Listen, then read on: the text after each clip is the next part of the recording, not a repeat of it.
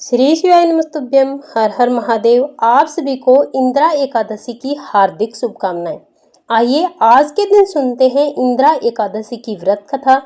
एक समय की बात है, धर्मराज युधिष्ठिर कहने लगे कि हे भगवान, अश्विनी कृष्ण पक्ष एकादशी का नाम क्या है, इसको करने की विधि क्या है और इसे करने से क्या फल मिलता है, कृपा करके कहिए। भगवान श्री कृष्ण ने कहा, इस एकादशी का नाम इंदिरा एकादशी है।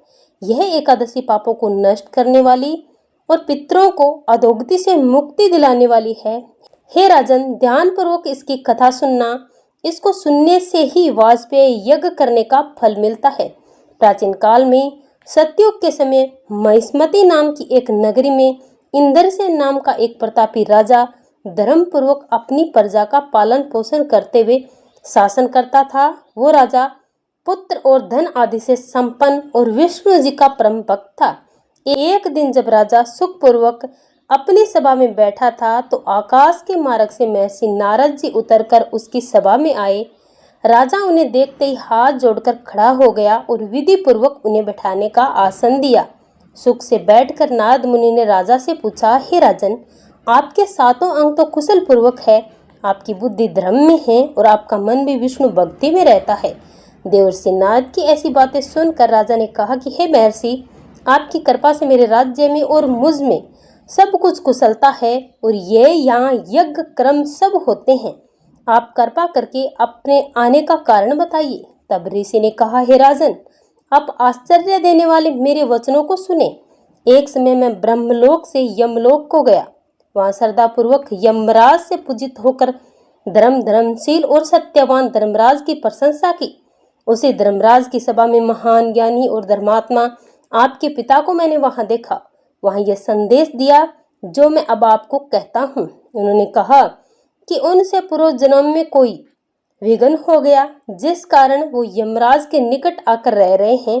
और उन्होंने कहा कि मेरे पुत्र से कहना कि अश्विनी कृष्ण इंदिरा एकादशी का व्रत मेरे निमित्त करें तो मुझे स्वर्ग की प्राप्ति हो सकती है। इतना सुनकर राजा ने कहा, हे महर्षि, आप इस व्रत की विधि मुझे कहिए। नारद जी ने कहा, अश्विनी मास के कृष्ण पक्ष की 10वीं तिथि के दिन प्रातःकाल श्रद्धा पूर्वक स्नान से निवृत्त होकर पुनः दोपहर को भी नदी में जाकर स्नान करें। फिर श्रद्धा पूर्वक पितरों का श्राद्ध करें और एक बार भोजन करें। प्रातःकाल होने पर एकादशी के दिन दातुन आदि करके स्नान करें।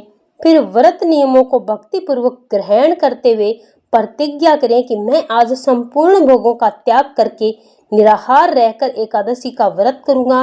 हे प्रिकाक्ष, आपके शरण में हूँ, आप मेरी रक्षा कीजिए। इस प्रकार नियम पूर्वक शालिग्राम की मूर्ति की आगे विधि पूर्वक श्राद्ध करके योग्य ब्राह्मणों को फलाहार का भोजन कराएं और दक्षिणा दें। पितरों के श्राद्ध से जो बच जाए उसको सूंघ कर गाय को दें और धूप दीप गंध पुष्प निवेद्य आदि सब सामग्री से ऋषिकेश भगवान का पूजन करें।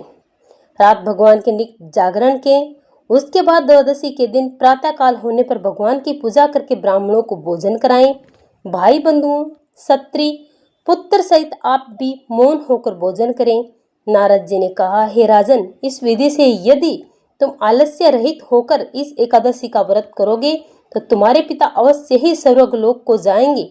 इतना कहकर नारद जी अंतर्ध्यान हो गए। नारद जी के कहे अनुसार राजा ने अपने परिवार बांधुओं और दासों के साथ इस व्रत को किया। इस व्रत को करने से आकाश में से पुष्प वर्षा हुई। उस राजा के पिता को गरुड़ पर चढ़कर विष्णु लोक प्राप्त हुआ।